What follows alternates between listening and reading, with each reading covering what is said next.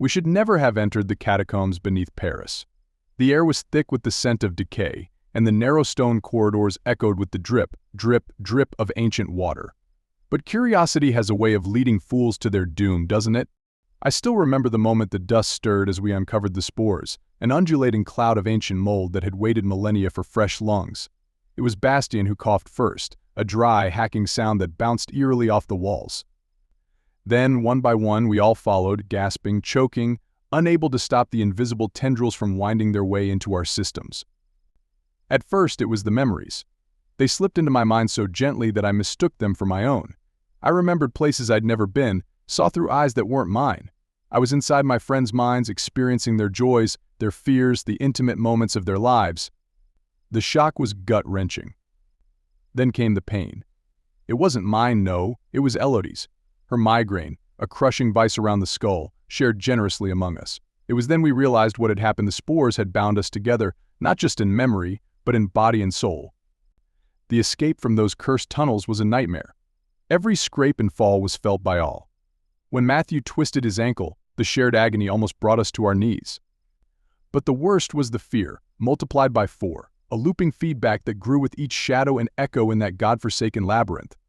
Getting out into the open air didn't help as we'd hoped. The connection didn't fade as we'd prayed it would. Instead, it solidified, deepened. We became unable to function alone. We moved together, ate together, slept together. Individuality was slipping away, a sandcastle at high tide. Then, the thoughts weren't just shared, they were merged, a cacophony of voices in a single choir, growing louder, drowning out who we used to be. I could feel myself fading, becoming just another voice in the chorus, fighting to remember my own name. The breaking point came when we couldn't stand the sound of our own thoughts. It was Mark who suggested it first, a dark whisper in the back of our minds. If one of us ended it, would the connection break? Would the rest regain their solitude? We pondered, hesitated, then silently agreed. But who would make the sacrifice? Who could? We drew straws, a barbaric lottery for such a modern curse. It was Ainz who drew the short one. The decision made, the act was swift, a tragic finale on a moonless night by the river's edge.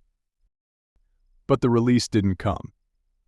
Instead, her final scream, her ultimate fear, echoed endlessly in our minds, a loop that wouldn't cease. It was then we understood the hive didn't diminish, it grew hungry. Now, we avoid each other, desperate not to add more to the collective, to the echoing us. But solitude is a lie, for even as I write this, I can feel them, hear them inside my head.